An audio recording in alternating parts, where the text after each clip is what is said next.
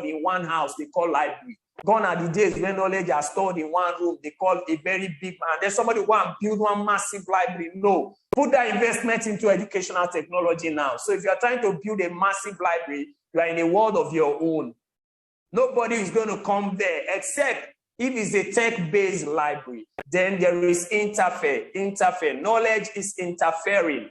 Knowledge is interfering because there is competition all over the world. There is interfere. And then there is intertwine. So there are those that are able to find where they meet and they intertwine together and then build a web of knowledge. So look for those who are having what you're having and then you intertwine with them and build a web of knowledge. Remember, we are still on the basics of creating impactful 21st century lesson content. So I just finished with the characteristics of information, of the information age, which is called the 21st century. I'm on my third slide now. As educators from the classroom and everywhere, we need to understand these three things, basic characteristics of 21st century educator. Everybody has got a skill. You need to know your skill. So the first characteristics of yourself, first character about yourself, you must understand is you need to be able to get your own skill. What is the skill you have? What are the skills you have? Generally, at this level of practice, everybody should have at least an ability to communicate. And when you communicate, in order to be impactful, you need to communicate with the stakeholders, learners, parents, investors. You need to find time as your parents come in and all of you need to, if you can do it every day, fine. If you don't have the time to do it every day, don't make it only a parents teachers forum thing. If you make it a parents teachers forum thing, it's going to, get back at you because the parents are going to upload all of those pains and, confusion and all of whatever it is in their mind, and they are going to throw it back at you. So you need to communicate frequently with your stakeholders. Communicate frequently. Another thing you need to do is learn to collaborate because of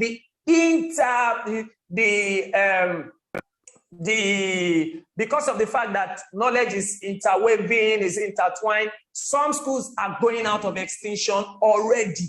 You need to note that as an educational investor or the last end or final end educator, class teacher and whatever, you need to understand that you need to find a way to collaborate with people who can either invest or who can either add to your knowledge. I want to say this to us on this platform that if you can connect with Oak Academy UK to have an international experience, you can easily do that. Oak Academy, just Google Oak Academy. See how to get, connected, collaborate with people who are going to impact your life. Oak Academy, you can check out what they do.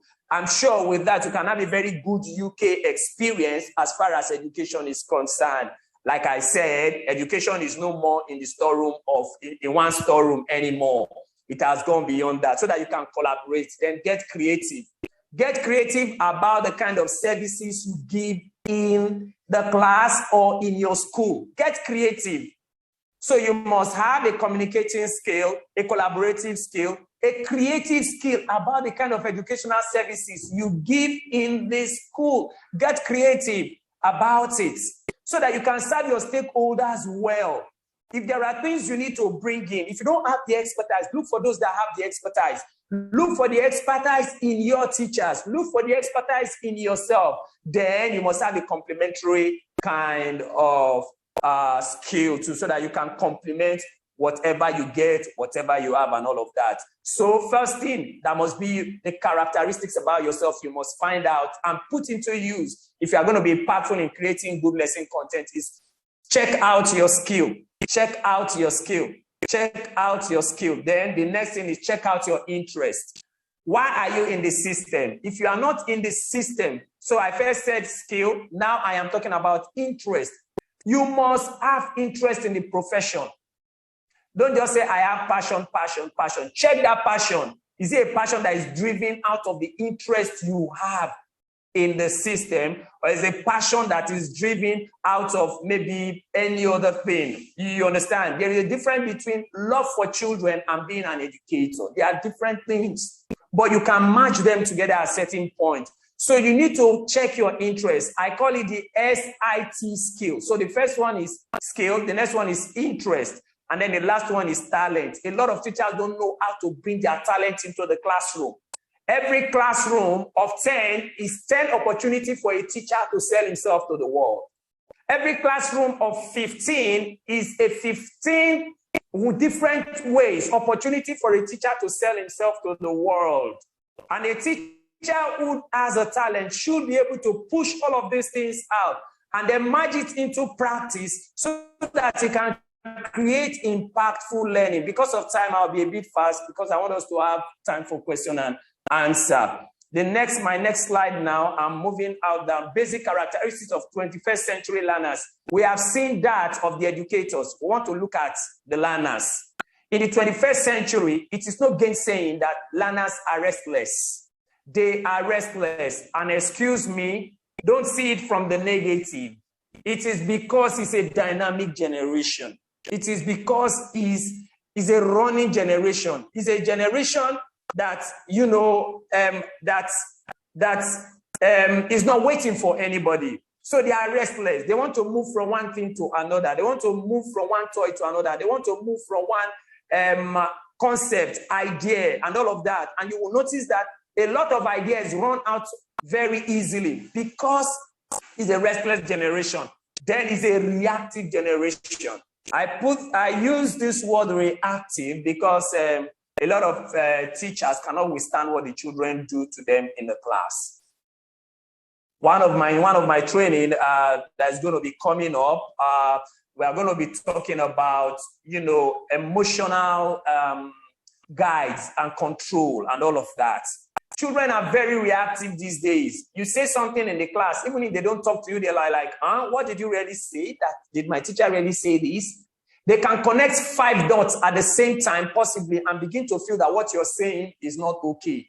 And those who have the effrontery can throw it at you that, look, you can't be right. So they are very reactive, and then they are very responsive. They are very responsive. And then after being reactive and being responsive, they make decisions. They resolve to who you are. If you have teachers in class who are not meeting up, it's perhaps the children have resolved that, no, this person or this teacher cannot handle us in this class. So some of the things that happen, they are not children's fault. It is because the teachers are not giving them content and things that are, you know, appropriate for them. And so they resolve in their mind. They already add 1, 2, 3 together. And then they said, they've come down to a level, they said, no, this teacher cannot teach us. So while the teacher is wondering what is going on, well, the children have gone far. I'll move on to the next slide because I want to have enough time for question and answer for us. How to create an impactful lesson content. If you are looking at the screen, you will see the 3 things that you must always do. So this is the crux of today's training. 3 things you must always do. A lot of teachers rely on the knowledge they already have. A lot of teachers rely on books they have read, which do not have the right content. Even though they may have the right concept, you need to digest what is there. And I used to say there are textbook teachers, and then there are what I call research-based teachers. These are people that verify their information. They are coming into the class with facts. So, as a teacher, if you must, you know, create a content that is impactful, you must be a reading teacher. You read online, you read offline. You must be a researching teacher, and you must be a writer. When I anchor interview session, I don't ask teachers, what is your qualification? I tell them, you've been practicing for 5 years. What research work have you done as a maths teacher? Many of us, we take in teachers They are just going on from one school to another. They are not building on themselves. What research work have you been doing as a maths teacher? What have you discovered about learning maybe a particular topic among some certain age children? Because they are not developing themselves. Some will not have, and then they will just come, I've taught in this school, I've taught in this school, I've taught in this school, and they are filled with backward knowledge, and they bring it to our school. And even when we want to train them, it becomes difficult to train them. What I tell teachers when I see them is, tell me, what have you observed about elementary children learning this kind of a subject? Or what have you written? I tell them, say, when you come to my interview session, I need you to tell me, sir, I've been teaching for the last 5 years, and these are the things I've been able to do. I will respect you more and see the reason to pay you better and pay you more. But if you just tell me this is what you do, I'll feel it's like every other thing you do. And if there are teachers on this platform, I urge you, some of us are not building on ourselves. And so we cannot have educational investors who want to pay us better, because you are not bringing to force some things that are discoveries. So you need to read, you need to research, and then you need to write. Don't get lazy. You are an educator, you are a researcher. You research and then you write, put your knowledge down, begin to pass it on. If you come to my interview, I expect you to tell me, sir, this and this and this and this is what I've done, and this is where I have experimented it. This is where I need you. This is where I have experimented it, and these are the results I have gotten. Sir, I can forward 1 or 2 of the information to you. I'll be giving you a respect in my research room. In my interview room. But if you just come and you tell me, I have this, I have that, I have this, and that, I'll give you some key questions to ask. That what are you doing with your knowledge? And that is why some teachers, like I said, cannot be paid better, because they are not proving, they are improving in their knowledge. And so they are going to come into the class and it's going to look like, oh, they are coming with, the normal, the regular thing they already know and all of that. So if you need to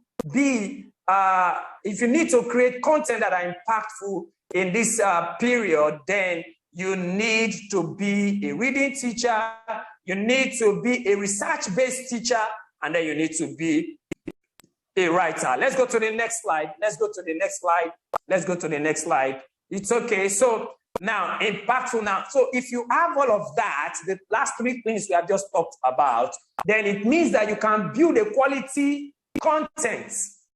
And if you still need more information, you can get across to me through the organizers of the program. Now, if you need to have an impactful lesson, sorry, my slide is so worded. I decided to intentionally make it worded. So if you need to have an impactful lesson delivery after creating a content from reading, writing, and research, because learners are very dynamic, you need to come in with energy into the class. Hello? You need to come in with energy. You don't need to come in so flabby. You are not having enough energy. You can't do an educator's work in the 21st century.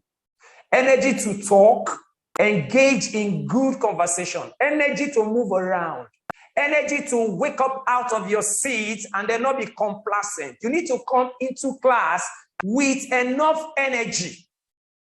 Then you need to be able to explain simply what you are talking about.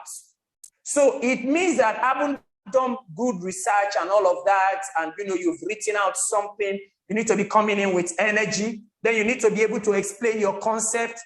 And then you need to be able to exemplify your knowledge into current practice or current information or current happenings. You need to be able to put it. If you are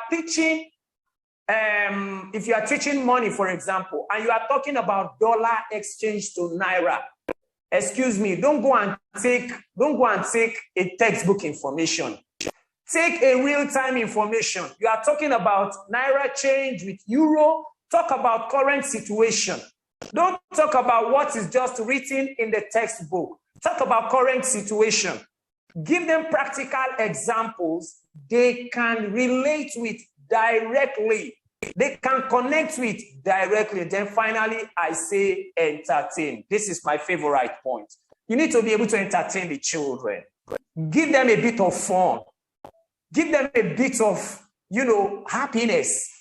Give them a bit of, infuse it into the math lesson, infuse it into the science lesson, infuse it into the geography lesson, infuse it into the civic lesson. Bring a bit of entertainment, please, into your class. Make the children feel relaxed.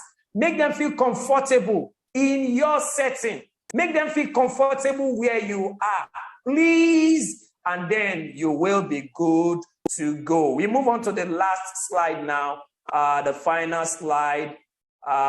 This one now we encapsulate a lot of things.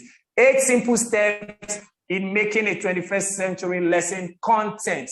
8 simple steps in making a 21st century lesson content. I am intentional about this last slide because lots of teachers are still serving textbook knowledge and some are still serving note writing knowledge. No, I'll give you 8 simple steps that will guide you when you are building a topic content for your children. In a plan, the content embodies the quality of knowledge to be taught in the topic under a subject. So the content is the body of knowledge you are going to serve the children. Such lesson content should be simple, very simple. Have you noticed these days, you as an adult, you don't even have the patience to read an encyclopedia of posts, an encyclopedia of charts, an encyclopedia of whatever. You don't have that patience to do all of that. You ain't got no patience for all of that. And so why do you want to serve children with so many contents, some irrelevant, not connecting, and then you expect the children to be able to, digest it? They will feel bored. They will feel, unconnected with what you're saying. And so you need to take away the wheat from the chaff. So the first thing I say you do is make it simple. Next is make it straight. Then, thirdly, make it sound. Make it simple, make it straight, make it sound. Make it sound means let it hit the right notes in what you want to give the children. Let it hit the right notes, please. So let your sentences, let your body build up, everything be simple. Then let it be straight, direct. Go direct to the issues. Go direct to the situation. You want to teach culture, don't begin to give so much information. The children get lost, and sometimes you are diverted, the children divert, and then before you know, your time is running out, everything is gone. No, you need to make it simple, you need to make it straight, and then you need to make it sound to the learner. How will you achieve this? To achieve this, a teacher needs these basic steps. So these are the basic steps now. If you want to create a content that will be direct to the children, number 1, use simple sentences and words. Don't come with a catalog or, a bag of vocabularies the children cannot connect with. The first thing you need to do, make your sentences as simple sentences. If you build up 3 sentences because you want to define an idea, before the children read the third sentence, the first sentence is gone. So sit down. That's why teaching is not just anybody's work. For you to put concepts together and create just one thing, it's not going to be easy. So what you need to do to achieve this is, number one, like I said, make your sentences simple. Simple sentences and words to express your general thoughts. Then after that, define your concepts properly in that same simple sentences. Define the concept. Some teachers don't go on to define the concept. They just go on, and there is nothing that doesn't have a definition. Everything has a definition.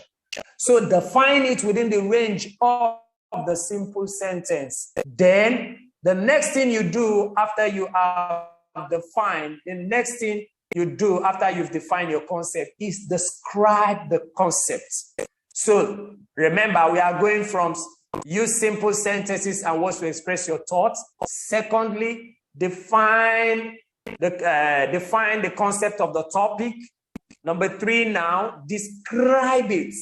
Describe it in a very simple way. In a very simple way. Describe it. Then after describing it, the fourth thing now, give example of what you're talking about. Give an example of what you're talking about. After giving the example of what you're talking about, you explain the example as it relates to the topic, how the example connects with the topic. You use another word to explain it. Then next, you create a pictorial view of your concept. Let there be a picture, no matter what it is, a picture to, bring a visual mind of what the children are saying. Then next, engage the different types of learners with activities. This last one is very important because this is where technology comes to play. Engage the different types of learners with activities. The visual learners, the audio learners, the verbal learners, the social learners. You need to build these activities into your lesson. And that is why sometimes I tell teachers during your holiday, take time to go and build up on some of the topics you're going to be teaching for next session. Don't go and take time and just enjoy yourself away. No. You need to reach the different kind of learners in your class. Some are visual learners. Some are audio learners. Some are verbal learners. Some are social learners. And that is why children don't all get an idea or a concept at the same time.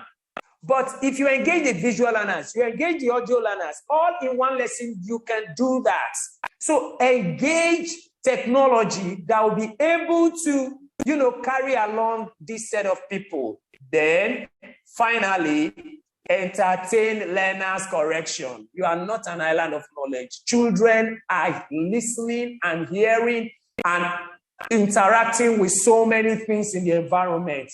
If the learners correct you, you need to swallow your pride and take it. Entertain learners' correction. Then entertain learners' contribution. Entertain their contribution. You are not an island of knowledge. Whatever they have to say about the topic, let them say. In short, from the beginning, you need to engage them. You need to really, really engage them. Then, finally, accept their criticism. Where learners criticize you and say, no, excuse me, ma, excuse me, sir, you need to be positive-minded to accept their criticism. Ladies and gentlemen, I want to appreciate all of you for being part of this training today. I will love to entertain questions now if there is any. Thank you very much.